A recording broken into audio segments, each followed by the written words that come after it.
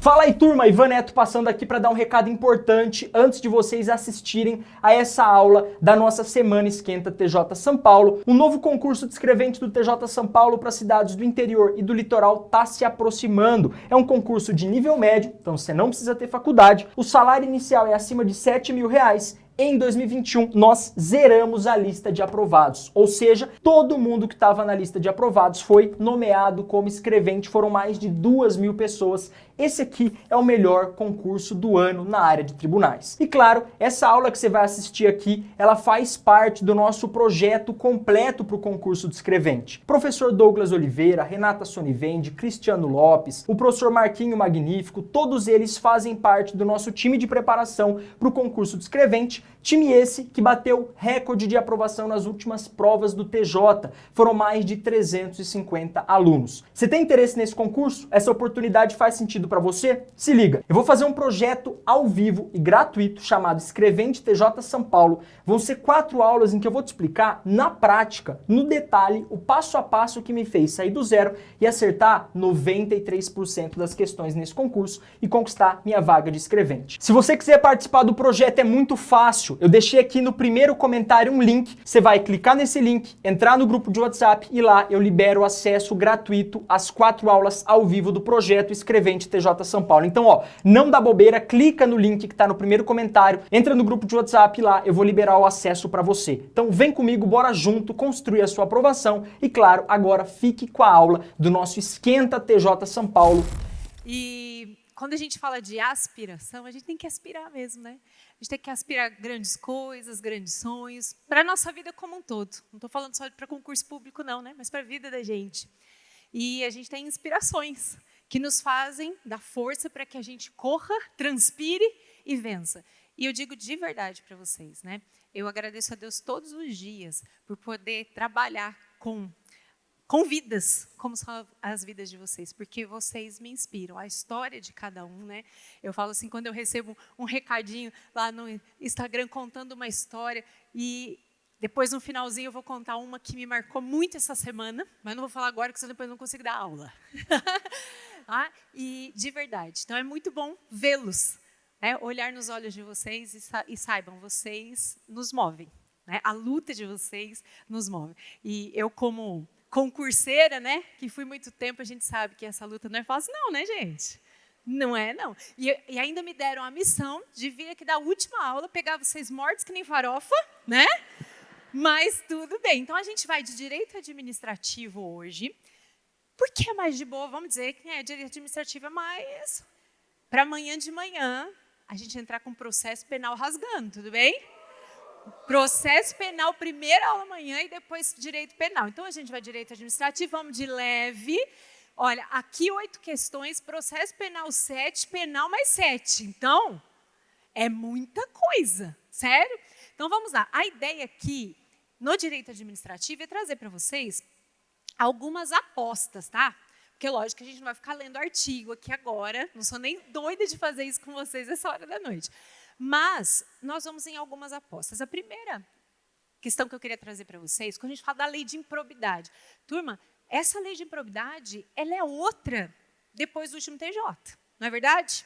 Ela mudou completamente. E algumas coisas a gente precisa ter muito em mente aquilo que foi alterado. Porque aquilo que foi alterado substancialmente é o que as bancas têm pedido, certo? Então, o primeiro ponto aqui é a tal da necessidade do dolo. Para tudo agora. Não tem mais improbidade administrativa de forma culposa. E eu tenho que fazer um desabafo aqui para vocês. Essa semana lá no Ministério Público, chegou uma pessoa, lógico que eu não vou falar o nome dela, né? E era uma pessoa que tinha sido processada por improbidade administrativa. E a gente trabalhou tanto no caso dela, mas trabalhamos tanto, que era uma pessoa que tinha, assim, de forma culposa, negligenciado com valores altíssimos de dinheiro público. Altíssimos. E aí a gente conseguiu propor ação de improbidade.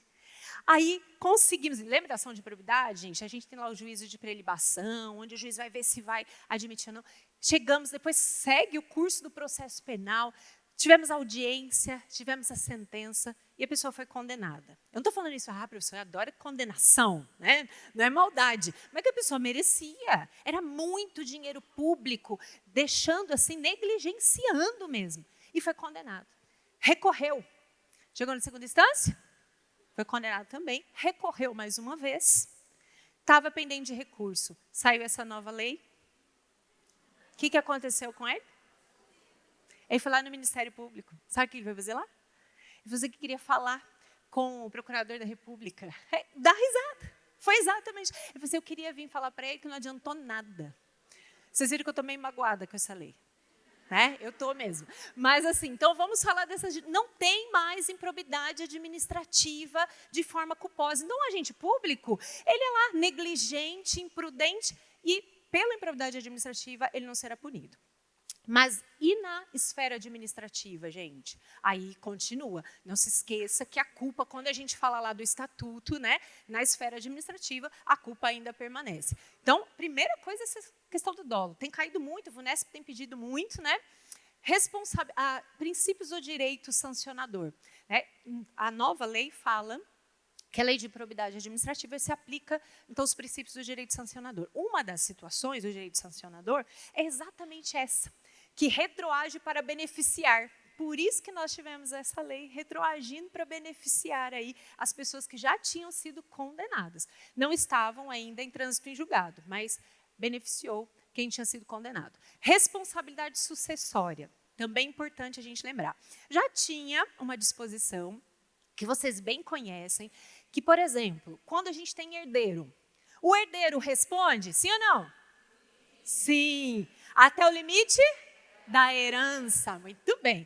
E empresas, porque agora fala-se muito também da pessoa jurídica na lei de improbidade, coisa que não falava, né? E pessoas jurídicas, a sucessora. Imagina que você tem uma empresa, né? E essa empresa, nós vamos ter uma sucessora. A sucessora responde? Responde nos limites do patrimônio transferido. Né? Então, guarde bem que essa questão da responsabilidade sucessória, ela sempre é limitada, tá? Declaração de bens, isso aqui também alterou. A gente tem as declarações de bens. Vocês sabem que a sua posse e o seu exercício estão condicionados à apresentação da declaração de bens. Tudo bem? Tudo bem, né? Você leva de boa? Leva de boa. Então, mas e se você não apresentar sua declaração de bens? O que acontece? Ou apresentar uma falsa? Demissão, ok? A coisa é grave. Guarde isso, então, demissão. Nós temos aqui, eu coloquei aqui para vocês, as decisões do STF, só deixei aí no material, depois vocês dão mais uma olhadinha, mas falando exatamente isso que eu comentei, que hoje em dia o que acontece? Olha, nós temos pessoas que já foram condenadas, mas não transitou em julgado, estão sendo beneficiadas com a mudança dessa lei. Tá? Então, todo mundo que foi condenado por improbidade administrativa culposa e não transitou em julgado, está todo mundo sorrindo, certo? Outra situação aqui também, que nós tivemos uma alteração, e essa aqui, eu queria pedir muita atenção de vocês na hora da prova, que a gente tem um problema aqui. A nova lei, ela trouxe, né, a legitimidade da propositura da ação de improbidade administrativa exclusivamente ao Ministério Público, certo? Não está escrito isso lá na nova lei? Que só o Ministério Público pode, só que, gente, a lei mal entrou em vigência, mal entrou, a STF falou assim, mas peraí, não é bem assim. Agora é um negócio, a lei entra, o STF fala, não é bem assim. E o STF, essa decisão não é mais liminar, já é uma decisão definitiva, disse o seguinte, né, no início desse ano, em janeiro, olha, em que pese na lei de improbidade esteja escrito que só o Ministério Público pode propor ação de improbidade, não é bem assim. A entidade vítima também poderá. Tá? Então, como é que nós vamos resolver isso na prova? Eu queria que vocês tomassem muito cuidado. Se a banca pedir assim, nos termos da lei de improbidade, nos termos, nos exatos termos do que está lá, a legitimidade para a propor de improbidade administrativa é do MP. Se perguntar conforme ordenamento jurídico, conforme novo entendimento, a improbidade administrativa pode ser proposta pelo MP e pela entidade vítima. Tá? Então, muito cuidado com o enunciado. O VUNESP tem mania de pedir coisa que não vale mais. Vocês sabem disso. No estatuto, a gente tem várias dessas, né? Certo? Quem pode ser vítima de ato improbo? Gente, a administração pública como um todo pode ser vítima de ato improbo. Então, por exemplo, o TJ São Paulo pode ser vítima de improbidade? Pode, né? Onde tem dinheiro público, teremos possibilidade de improbidade administrativa, certo? Então, não só administração pública direta e indireta, mas também particulares que recebem subvenção dos estados. Então, às vezes, a gente tem lá uma ONG que recebe o dinheiro do estado. Guarde assim, tem dinheiro público? É possível improbidade administrativa. E quem pode praticar improbidade administrativa? Vocês poderão praticar improbidade administrativa? Poderão, mas não quererão, né? Não farão, certo? Vocês poderão ser agentes, mas não farão. Então, veja, servidores públicos, aqueles ocupantes de cargo, emprego, função pública, podem praticar improbidade administrativa. Além dos servidores públicos, dos agentes públicos no sentido amplo, os particulares também, né, que tem aí pessoa jurídica, que celebra convênio, contrato, gestão, também pode, ao mesmo tempo, né, que podem ser vítimas, podem também praticar. E o particular? Pode receber as sanções da lei de improbidade? Em duas situações só. Quais são elas, gente? Quando o particular, ele induz ou concorre. Atenção, antes tinha o se beneficia, não tem mais. Então, é induz ou concorre. Eu preciso que nós tenhamos alguma dessas situações para que a gente possa responsabilizar o particular. E outro detalhe, não tem como a gente responsabilizar um particular por ato de improbidade administrativa sem ter no processo um agente público. Tá? Então, improbidade administrativa só é possível sanção para o particular se ele agir conjuntamente com um servidor público. Nós tivemos um caso, olha isso, a gente sabia que tinha vazado uma informação de licitação de uma prefeitura e que tinha vazado por um agente público. O agente público tinha passado todas as informações privilegiadas e houve aí um superfaturamento e tudo mais. Só que o problema é que a gente não conseguiu identificar qual era o servidor. A gente conseguiu identificar a empresa beneficiada. Eu posso processar só os diretores da empresa? Não. Então, mais uma dificuldade da lei de improbidade. Se nós não tivermos como réu um agente público, não há possibilidade de aplicar a sanção para um particular, ok? Bom, além disso, turma, como ficam as pessoas jurídicas na nova lei? A nova lei, né, eu digo nova lei, na verdade, a lei é a mesma foi alterada, né, com a cara nova. As pessoas jurídicas. Nós temos uma lei que trata só de responsabilidade de pessoa jurídica, quando a pessoa jurídica pratica ato de improbidade. Só que essa lei, ela não traz todas as situações possíveis. Então, quando uma conduta improba não está prevista na lei, que é essa aqui, ó, vou até colocar aqui para vocês, né? Que é a Lei 12.846, se não tiver lá, aí a gente visita a lei de improbidade. Então, vamos imaginar o seguinte, uma pessoa jurídica, quem que responde pelos atos da pessoa jurídica? A pessoa jurídica. Eu posso responsabilizar um sócio? Somente se esse sócio o quê, gente? Tiver tido benefícios diretos, tiver participado mesmo, eu tenho que comprovar que esse sócio participou, certo? Ao contrário, a gente vai responsabilizar a pessoa jurídica. Se o ato que ela praticou está na lei 12.846, eu uso a lei 12.846. Se o ato que ela praticou não está previsto na lei, mas está previsto aqui na lei de improbidade, a gente usa a de improbidade.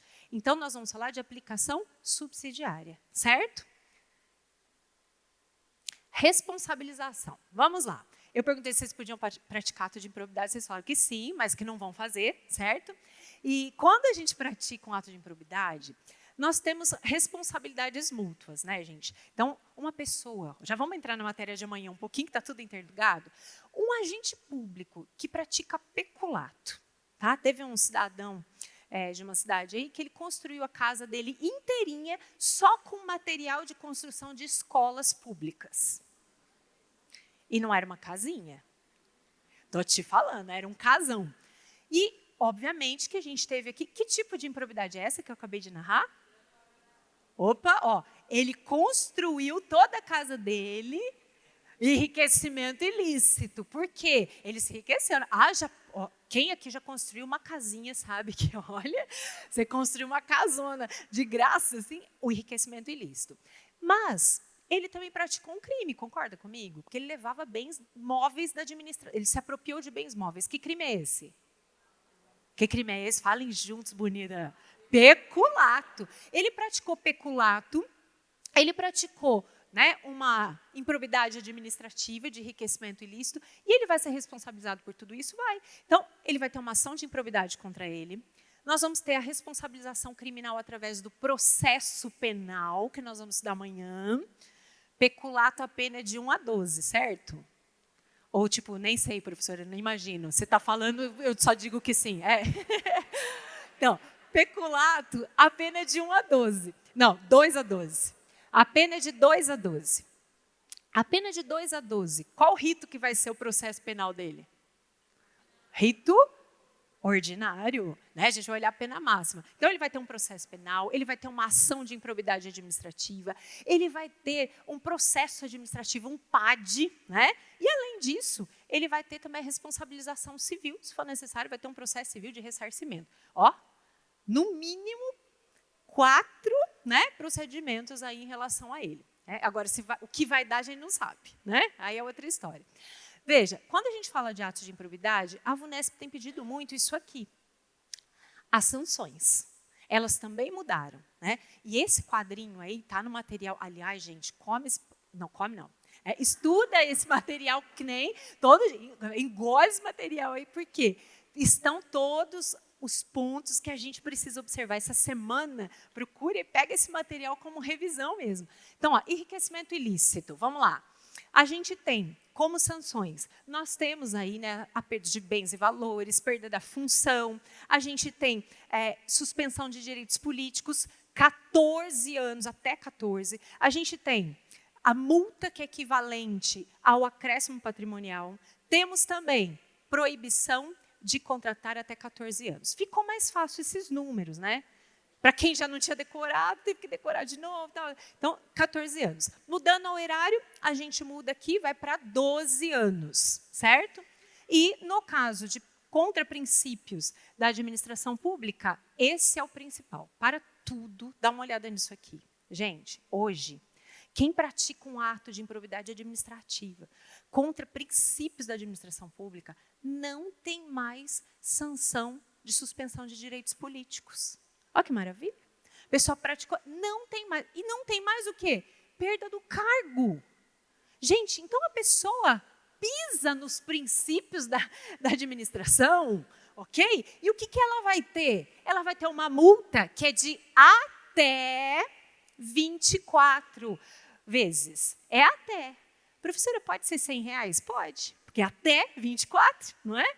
Aqui, proibição de contratar até 4 anos. Só isso agora. Muita atenção para esse último, tá? A banca fez várias questõezinhas, trazendo aqui princípio, né, ato contra princípios com pena de suspensão de direitos políticos. Não tem mais. Não tem mais pena de suspensão de direitos políticos, não tem mais perda do cargo. Ficou facinho, né? Para eles, não para nós, certo?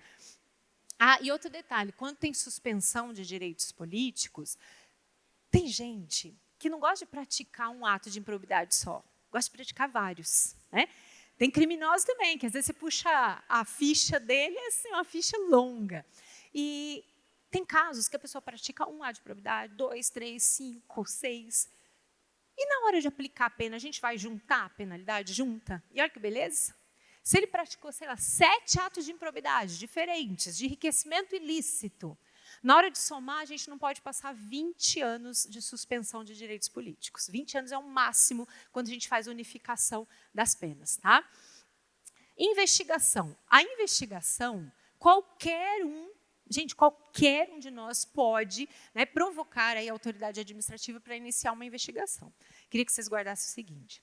Para promover a ação de improbidade, precisa ter legitimidade. Então, o Ministério Público promove, ou então a entidade vítima, nos termos do que o STF resolveu. Mas, investigação, qualquer um de nós, certo? Desde que a gente saiba aí do que está acontecendo, a gente pode pedir aí. E nós temos, antes mesmo da ação de improbidade administrativa, uma ferramenta que é muito importante para que a ação de improbidade tenha sucesso no final. Porque é o seguinte, a ação de improbidade, a lei de improbidade, ela nasceu para duas coisas, quando ela nasceu. Para proteger o patrimônio público e para combater a corrupção. Eu acho que ela não teve muito sucesso, né? Porque ela nasceu para combater... Mas, veja, então, preservar o patrimônio é um dos objetivos dela. Só que é o seguinte, gente, se a gente entra com uma ação agora, vocês sabem que tem ação que demora 6, 7, 8, 9 anos, é duro. E aí o que acontece? Se a gente entra com uma ação hoje e nós só temos o trânsito em julgado, porque essas penas só podem ser aplicadas após o trânsito em julgado, certo? Então, as sanções da lei de improbidade, hoje todas elas só após o trânsito em julgado.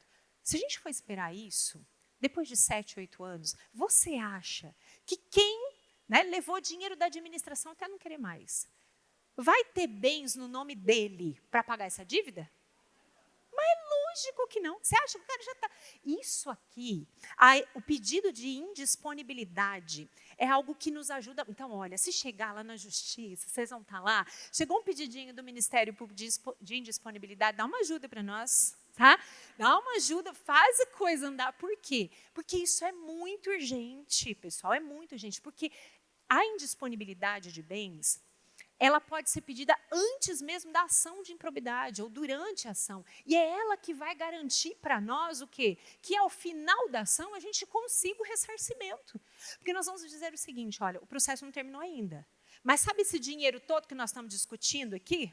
Né? Ele vai ficar, da reparação do dano, ele fica indisponível, ele fica bloqueado. Então, existe o bloqueio desses bens, desses valores, para que no final da ação a gente possa ter o quê? Esse dinheiro. Tá? Então, protege. Lembra-se muito... Vocês tiveram aula de processo civil hoje? Isso aqui lembra muito o quê?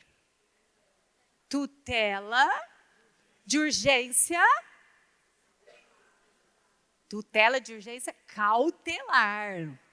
Cautelar, porque preserva o direito. Tutela de urgência cautelar, porque protege o direito. E a mesma ideia aqui, é proteger o direito. Eu não estou entregando o direito ainda, mas eu estou protegendo o seu direito. Tudo bem? Pessoal, além disso, esse pedido de indisponibilidade, a gente tem uma prioridade, certo? Então, quando é indisponibilizado os bens, né, do agente público e tal, a ideia é que, primeiro, a gente veja se tem carro, né? Se tem carro, fica o carro bloqueado, a pessoa não pode vender. Se tem bens imóveis, se tem bens móveis em geral. Porque, às vezes, eu vou falar para vocês, tem umas televisões, umas geladeiras hoje que valem mais que carro, né? Tem umas que são... Se tem semoventes, o que é semovente? Cabeça de gado, né? Tem cavalo aí que vale uma fortuna. Navio, aeronave, esse daqui é o agente público chique, né? Tem navio, tem aeronave. Tudo isso, nós vamos primeiro verificar se ele tem algum desses bens. Se ele não tiver, aí que nós vamos para o bloqueio de contas bancárias, certo? Um colega meu que é oficial de justiça, ó, para vocês verem a situação, ele foi cumprir uma penhora na casa, num condomínio chiquetérrimo lá onde a gente mora, que a gente sabe aqueles condomínios chique pra caramba que você passa na rua só para ver como é que é, né? A gente nem tem amigo que mora lá dentro para a gente visitar, mas você passa assim em torno só para você ver, nossa. E ele foi cumprir um mandato lá do juiz de penhora. Ele chegou para penhorar os bens, o cara estava devendo horrores. Gente, uma casa assim magnífica, cheio de carro importado na frente da casa. Esse meu amigo que é oficial de justiça falou assim, ó, vamos, né, elencar aqui os carros. Ele falou assim, os carros não são meus. E a casa? Também não. Aí ele falou assim, vamos entrar. Aí entrou na sala, gente, um cinema na sala. Aí ele falou assim, só essa TV aqui, uns 80, 90 pau. Vamos penhorar a TV. Ele falou assim, não é minha. Gente, eu não tenho um amigo que me empreste uma TV de 90 mil para eu pôr na minha sala. Mas ele tinha. Aí ele falou assim, inclusive eu tenho a nota fiscal. Você guarda a nota fiscal de tudo? Eu não guardo. Aí ele tinha. Aí esse meu colega foi na geladeira. Olha que geladeira, tem 4, vamos levar uma. Não é minha, a nota fiscal está aqui. Estava tudo no nome da sogra. Olha o desespero da criatura. Que a pessoa, né, olha, pôs tudo. Para quê? Para não... Isso é o cúmulo do desespero. Porque não tinha bens no nome dele. É fraude, mas só para vocês verem como é importante a indisponibilidade, porque senão a pessoa sai colocando os bens no nome de todo mundo, né? Sai alienando os bens. Então, é muito importante.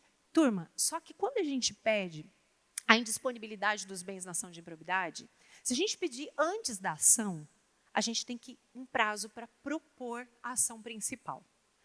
Quem se lembra qual é esse prazo? Ai, ó. Veja. Vai sem medo de ser feliz. 30 dias. 30, e é o mesmo lá da tutela provisória e cautelar. Então, guarda mesmo 30 dias para propor a ação principal. Se não propõe a ação principal, os bens que estão bloqueados, olha o que vai acontecer?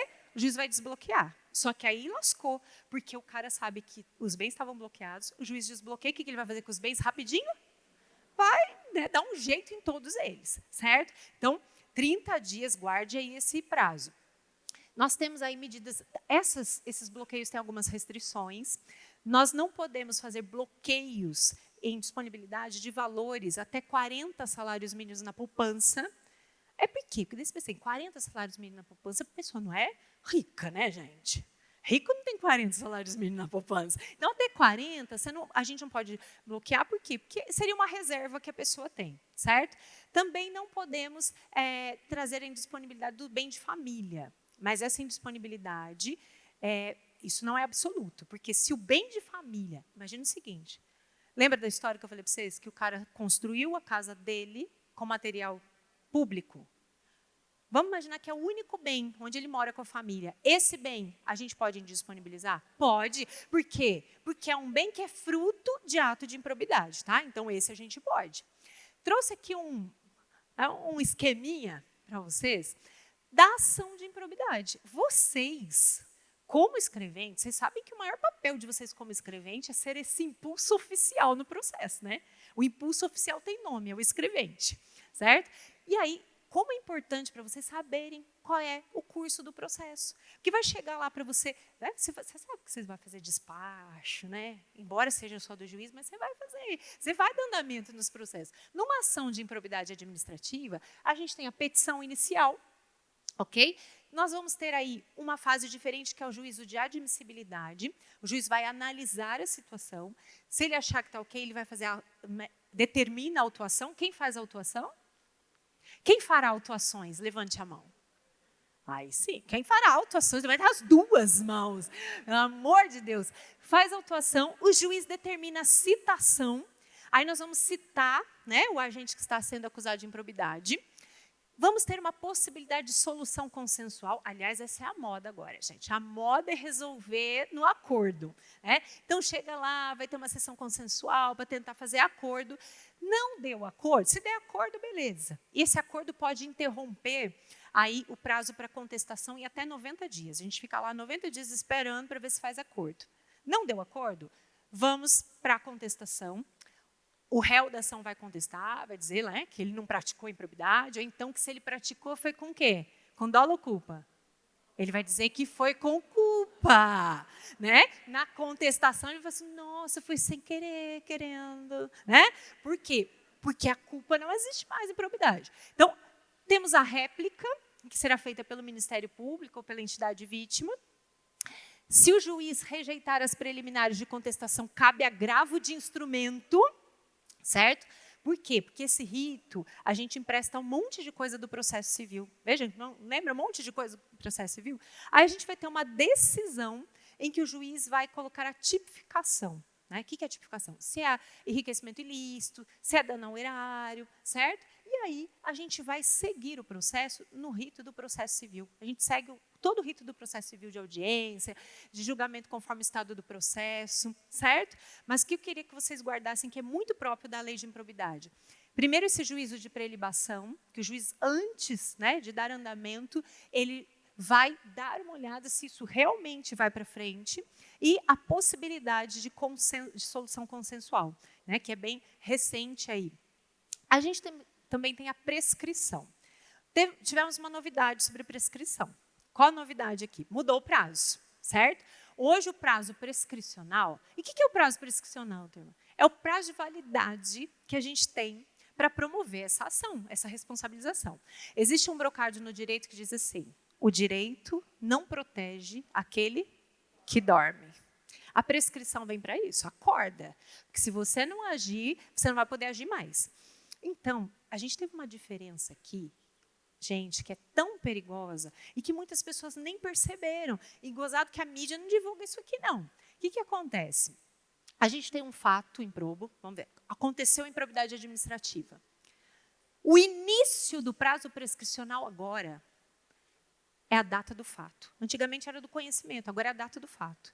Mas sabe o que acontece? Vocês acham que um agente público, quando pratica um ato improbo, ele sai contando para todo mundo? Ele tira uma selfie, né? Eu e meu ato improbo? Não. Ele vai fazendo tudo bem quietinho, bem quietinho. Gente, 3 meses atrás, a gente pegou um caso, era de um prefeito de uma prefeitura, ele se reelegeu, tal, papapá, né? E como agora está contando da data do fato, mas ele saiu, ficou e escondeu bem, ficou lá como secretário. O ato improbo aconteceu há 11 anos, nós descobrimos agora. Veio à tona agora. Entrou um novo prefeito na cidade, que começou a fazer uma varredura e achou, falou assim, olha, e assim, bilhões. Pergunto a vocês, 11 anos depois, o que nós podemos fazer na esfera da improbidade administrativa? Chorar, só. Por quê? Porque já prescreveu. Porque é da data do fato, não de quando a administração fica sabendo. Então, é da data do fato. Nós teremos aí, ó, o inquérito civil, a instauração de inquérito civil suspende o prazo, mas só 180 dias, pouca coisa, né? E o prazo prescricional, então, da data do fato até a propositura da ação, por isso que a gente precisa propor a ação logo. Nós temos aí, ó, 8 anos, no máximo de 8 anos. Só que nós temos também a chamada prescrição intercorrente. O que é prescrição intercorrente? Aquela que vai acontecendo durante a ação. E essa, sim, ela, veja, chega aqui, 0 cronômetro. Entramos com a ação, ufa, 0. Só que a gente não tem mais 8 anos. A partir daí, ela começa a ser contada pela metade. Então, nós vamos ter mais 4 anos, né? Aqui da propositura até a publicação da sentença até eventual recurso. Então, vai zerando o cronômetro. Mas, veja, a primeira prescrição, que é da data do fato, até a propositura da ação, ela é de 8 anos. As outras, que nós vamos chamar de intercorrentes, no meio do processo, elas virão pela metade, 4 anos. Entendido? Então, nós temos vários marcos interruptivos que vão zerando a prescrição.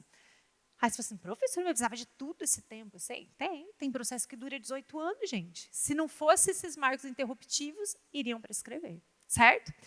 Queridos, em relação à improbidade administrativa, né, era isso que eu queria pontuar com vocês e deixei aí também um material complementar para que vocês não esqueçam de dar uma olhadinha no acordo de persecução civil, tá? Olhem os requisitos.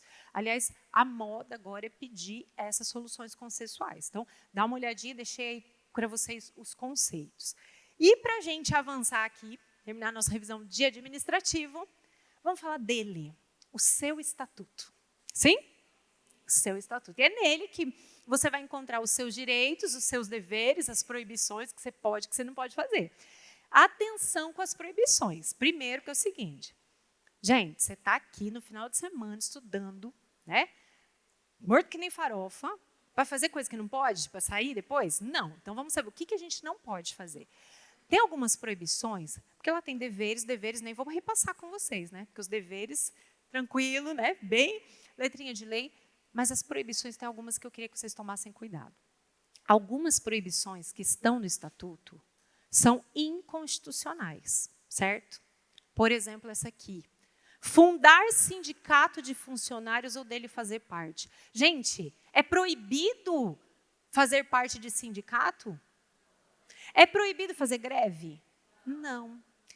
A Constituição garante esse direito a nós. Só que o Estatuto de vocês é tão antiguinho, né, que ele está lá com essa proibição. Como é que nós vamos responder isso na prova? Atenção. Dona VUNESP tem mania de pedir nos exatos termos da lei. E ela fez isso numa prova de auxiliar de promotoria. Não sei quem chegou a fazer. Ela pediu isso. Se ela pedir nos exatos termos da lei, funcionário público pode fundar sindicato ou fazer dele parte? Não. Dói, mas você vai dizer que não. ok? Tá? Então, cuidado com o enunciado quando trouxerem essas proibições que são inconstitucionais. Outra proibição importante da gente lembrar é essa proibição que nós temos de não poder, né, contratar aí com empresas, indústrias, né, que tenham relações comerciais ou interesses da administração pública. Porque essa proibição ela é geral, mas a gente não pode ser administrador, gerente, não é verdade? A gente pode ser o quê? Sócio, cotista, comanditário. Mas tem alguma situação que você, como servidor público do Estado de São Paulo, vai poder administrar ou gerenciar? Tem. Essa aqui, ó. Cuidado com essa situação aqui, porque essas proibições não abordam cooperativas, associações e também sociedades em que o Estado esteja acionista. Então, você pode ser diretor de uma cooperativa.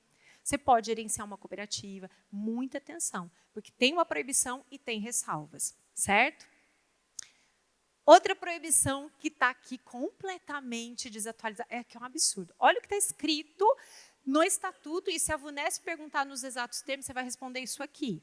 É vedado ao servidor trabalhar sob as ordens imediatas de parentes, até 2º grau. Até aí, salvo quando não se tratar de função de confiança ou livre escolha, não podendo exceder a 2. Isso aqui é horror. Olha o que ele está dizendo.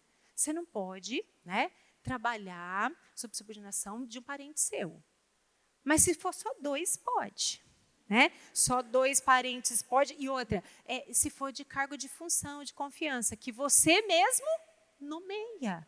Isso aqui é um absurdo, gente. Isso aqui é contra a súmula 13, isso aqui é contra o que a lei de improbidade, nós estudamos, a lei de improbidade diz claramente, trouxe a súmula 13 vinculante para a lei. Não pode, isso é nepotismo, mas está escrito no seu estatuto e se cair nos termos da lei, ok. Agora, se a VUNESP pedir, e ela está meio ousada, tá? Se a VUNESP pedir, conforme o ordenamento jurídico, e no ordenamento jurídico a gente tem que, né, considerar tudo. Conforme o ordenamento jurídico, gente, o parentesco é até 3º grau, né, porque a lei de improbidade fala 3º grau, a gente não pode, né, trabalhar sob ordens imediatas de parentes em até 3º grau. E não tem essa, mas se for só 2 pode, é nenhum, ok? Tá? Então, siga aí o que está na lei de improbidade, se a banca perguntar conforme o ordenamento jurídico. Responsabilidades. Tem um ponto de atenção aqui em responsabilidade. Gente, servidor público, ele vai ser responsabilizado se ele agir com dolo ou culpa. A culpa saiu lá da lei de improbidade, mas ela continua aqui, certo? Então, se você for negligente com o computador que você trabalha na administração, com o celular, você vai pagar por isso? Vai, né? Eu sempre conto, eu não lembro se era um chá preto ou era café que eu estava tomando uma vez, né? E deixei derrubar na mesa.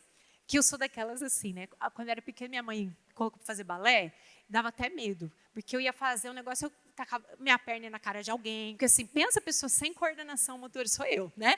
Então, e aí, derrubei o negócio. Gente, que desespero, que foi perto do teclado do computador. Se eu tivesse estragado aquele computador, graças a Deus não estragou, eu teria que pagar por ele? Sim. Eu agi com dolo? Eu falei assim, deixa eu jogar o chá no computador. Não, né? Mas eu agi, pode falar. Eu fui negligente, não foi? Fui negligente. Então, eu teria que responder. E quando a gente responde, então a gente responde pela negligência, né? E a nossa responsabilidade, como que eu ia pagar isso aí? Se eu fosse servidora pública do Estado de São Paulo, eu ia pagar em suaves prestações, tá? De até 10%. Por quê? Porque isso não é omissão, isso não é o RODA. Agora, um servidor público que pratica o RODA, o que é RODA? Remissão, omissão, desfalque e alcance, guarde essas 4 palavrinhas. Roda, quem roda, roda de uma vez. Se praticou remissão, omissão, desfalque ou alcance, vai ter que pagar tudo de uma vez só. VUNESP adora isso aqui, tá? Roda de uma vez. Não é roda. A gente pode pagar em suaves prestações, Casas Bahia, né? Até aí 10%, aí 10ª parte da nossa remuneração. Outro detalhe aqui em relação às penalidades. Atenção que a gente tem que ter em relação às penalidades no direito administrativo. Quais são as sanções que você pode ter sem olhar no material? Vamos lá. Qual é a mais leve? Repreensão. Piorou um pouquinho, nós vamos para suspensão. Depois, temos a multa, ela fica na nuvem, porque ela pode ser aplicada junto. Temos a demissão. Demissão a bem do serviço público. Feio, né? Você fala, fui demitido a bem do serviço público. Jesus amado. Para o bem de todos, saia. Nossa, a bem do serviço público. Foi demitido a bem do serviço público. Temos também, né, a cassação de aposentadoria. Gente, nós temos as sanções, temos também, quando a gente fala dessas sanções, essas sanções elas só podem ser aplicadas após um procedimento disciplinar ou uma sindicância, tá? Ninguém vai aplicar uma repreensão a você, ninguém vai te suspender no serviço público sem antes te dar o direito de se defender, por meio ou numa sindicância ou então num processo administrativo. Gente, a questão da repreensão. A repreensão, ela vai ser sempre por escrito, certo? E nos casos de indisciplina ou de falta de cumprimento de dever. Uma pessoa pode ser repreendida, por exemplo, porque ela atrasa muito, ela não é assídua. A suspensão. Suspensão a gente vai aplicar, não pode exceder 90 dias. Gente, você está suspenso, você vai receber? Você vai receber? Via de regra, você está suspenso, você vai receber seu dinheiro? Não, porque senão seria férias, né? Não seria suspensão. Mas veja, é possível nós convertermos a suspensão em multa de até 50%. Aí você tem que trabalhar e no final vai ganhar a metade. Né? Eu não sei o que é pior. Né? Então, veja que isso é possível acontecer. Demissão. Eu sei que demissão a bem do serviço público, aquele rol enorme, né? Às vezes a gente não consegue decorar todos. Mas então vamos fazer o seguinte, vamos decorar os casos de demissão simples, porque se a gente sabe de demissão simples, o que sobrou é demissão a bem do serviço público.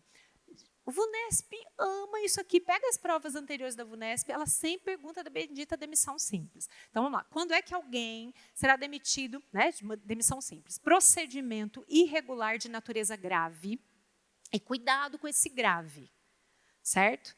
Por quê? Procedimento irregular de natureza grave é demissão. Insubordinação grave é o quê? Demissão a bem do serviço público. Vou repetir, ó. Quando a gente fala procedimento irregular de natureza grave, é demissão, simples. Quando a gente fala insubordinação grave, é demissão a bem do serviço público. Ela adora esses dois, porque os dois têm grave ali. Ineficiência no serviço é pena de demissão. Eu vou falar a verdade para vocês. Eu nunca vi, mas eu sei que está escrito aqui. Não é que eu nunca vi ineficiência no serviço. Eu nunca vi alguém ser demitido por ineficiência do serviço, né? Gente, fofoca, parênteses. Tinha uma cidadã que a mulher era complicado. Colocaram ela num lugar para trabalhar, nada, não fazia nada, xingava todo mundo. Aí colocaram ela para trabalhar com o público, ela xingava o público. Aí falaram assim, não foi lá no MP, quando eu trabalhava numa outra órgão administrativo, falaram assim, vamos colocar ela de secretária do diretor, porque ela, pelo menos o diretor, ela não vai xingar. Xingou, até o diretor. Aí colocaram ela para tirar cópia. Ela xingava a copiadora. Né? Então, assim, a pessoa, mas uma ineficiente não trabalhava. Aí o que fizeram? Deixaram ela lá com a copiadora, porque agora não tem mais cópia para tirar, que está tudo digitalizado. E não foi mandada embora, não foi demitida. Né? Isso aí eu acho errado. Isso aqui devia ser aplicado mesmo. É ineficiente, faz um processo administrativo, a pessoa se defende, se ela realmente é ineficiente, gente, tem que ir, né? Dá lugar. Ó quanta gente eficiente para entrar, não é? Então, aplicação indevida de dinheiros públicos é caso de demissão. E inassiduidade. Aqui, a inassiduidade merece atenção. Por quê? A inassiduidade mudou. Lembra disso? Inassiduidade agora, ela caracteriza com 15 dias consecutivos ou então com 30 dias úteis intercalados. 20 dias intercalados, certo? E aí, a gente tem que tomar cuidado, porque a gente tinha prazos bem maiores. E tá certo aqui, porque 15 dias consecutivos. Mas, gente, quem consegue ficar 15 dias consecutivos sem sem dar um atestado, sem estar de férias, sem dar 15 dias consecutivos, some, não aparece mais. No TJ, ano passado, teve uma vacância, né, por inassiduidade. Eu não sei porque alguém faz isso, né? Estuda pra caramba e depois some, né? Mas podem, né, gente? Podem, se quiser vacância por inassiduidade, sobra mais lugar, né? Mais de 20 dias úteis intercalados também é inassiduidade, ok? Então, gente, nada de ficar faltando muito. Pode caracterizar a inassiduidade, a gente vai ter um procedimento disciplinar aí. Além disso, penalidades da cassação de aposentadoria. Os casos de cassação de aposentadoria também merecem um olhar especial. Vamos lá. Se a pessoa praticou qualquer situação que na atividade seria demissão e ela está aposentada, a gente aplica o quê? Cassação de aposentadoria. Mas, além dessas possibilidades, a gente vai ter lá, se ele aceitou ilegalmente cargo ou função pública, se ele aceitou representação de Estado estrangeiro sem autorização do presidente, e olha que chique, você que vai trabalhando, você precisa de autorização do presidente para representação estrangeira. Se praticou usura, o que é usura? Agiotagem, né, gente? Tinha um servidor público que montou uma banquinha na frente da repartição. Uma banquinha, né, oferecendo aí dinheiro fácil, né, por agiotagem. A aplicação dessas penalidades. Aqui eu deixei uma tabelinha para vocês, tá? Quem pode aplicar o quê? Então, o governador pode aplicar qualquer uma delas, os secretários também, chefe de gabinete até suspensão, coordenadores, suspensão até 60 dias e diretores, suspensão até 30. Cuidado com isso aqui, porque na iniciativa privada, diretor não é top. Aqui não, o diretor está aqui embaixo, é o último. O chique é que é ser chefe de gabinete, ok? Diretor é o último, guarda isso. Aqui, prescrição. Lembre-se, não vamos confundir prescrição da lei de improbidade com a prescrição do PAD aqui. A prescrição aqui, 2 anos se for repreensão, suspensão e multa, e 5 anos nos demais casos, certo? E se for crime, a gente segue a do crime. Deixei aqui para vocês também, ó, um esqueminha. Se tivermos uma denúncia de um servidor, né, que praticou aí uma infração administrativa. Aliás, turma, se algum coleguinha praticar, né, um ato irregular administrativo, o que você tem que fazer? Você tem que representar. Aliás, porque se você não representa, se ele fosse subordinado, ou se você deixar de representar para quem tem competência, o que você pratica? Condescendência criminosa, né? Então, tem que representar. Instauramos uma apuração preliminar, 30 dias. Nessa apuração preliminar, a gente pode ter 3 fechamentos. O primeiro, a sindicância. Se a gente percebe que aquilo que a pessoa praticou seria caso de uma repreensão, uma suspensão, uma multa. Então, a gente instaura a sindicância. Ah, professora, era mentira. O coleguinha foi lá, falou só para encher o saco, só para provocar o outro, era perseguição. Vamos arquivar, certo? Processo disciplinar. Se a gente percebe que o que aconteceu foi grave, né, seria caso de demissão a bem do serviço público, a gente já instaura direto processo disciplinar. Veja, eu não preciso passar pela sindicância. Se eu já sei que é caso de demissão, eu já instauro direto o processo disciplinar. Tá? Pode ser que algumas sindicâncias, no meio da sindicância, a gente descubra que a coisa era mais grave. O que a gente faz? Converte em processo disciplinar. Aqui fiz um fluxograma para vocês do processo disciplinar, tá? Contando aí como acontece o processo com os prazinhos. E prazo de recurso, cabe recurso aqui no direito administrativo? Cabe, 30 dias. Reconsideração também 30 dias. Reconsideração a gente faz para as decisões do governador. Por que a gente não recorre das decisões do governador? Porque não tem ninguém acima dele, né? Só a esposa, né? Mas aí não dá para recorrer a ela, certo? Então aí a gente pede reconsideração. A gente fala, não quer mudar de ideia mesmo? Né? Revisão. Aqui também tem revisão, e a revisão aqui é muito parecida com a do processo penal. Vocês perceberam isso? Até quando pode fazer revisão? A qualquer momento, porque é para corrigir uma injustiça, certo? Então, a qualquer momento. E não pode piorar aí a situação do nosso indivíduo aqui. Deixei aqui também alguns artigos para leitura complementar. quando a gente fala de termo de ajustamento de conduta, agora tem isso no processo disciplinar, a gente pode conversar também, né? E fazer um acordo. Gente, por favor, leia esse slide aqui, ó. Quer ver, ó? Esse aqui, o artigo 267, B e F. O F principalmente. Não vá para a prova sem ler esse 267F. Por favor, faz isso. Não vá para a prova sem ler. Que tem as condições do termo de ajustamento, né? Que são situações em que a gente vai tentar resolver na conversa. E temos também a suspensão da sindicância, que a gente suspende, vê se a pessoa fica bem, e aí não teria nenhuma penalização. Tá?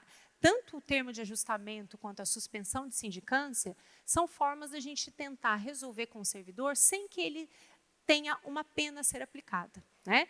Okay? Mas tem requisitos, e os requisitos são muito importantes da gente decorar. Combinado? Esses são os pontos mais importantes do direito administrativo.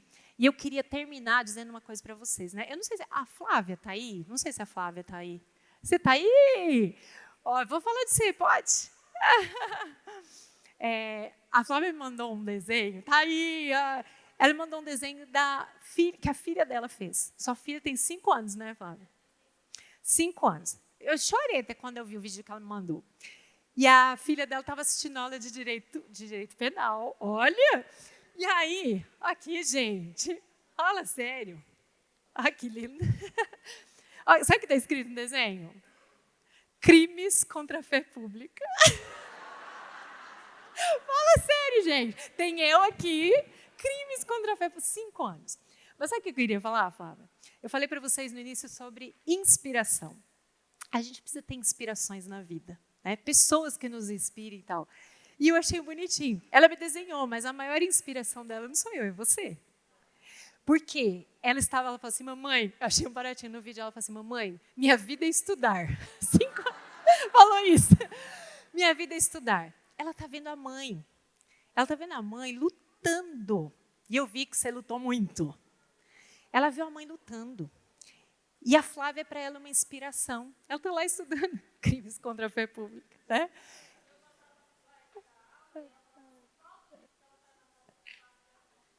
Muito rápido, né? Quer ver devagar.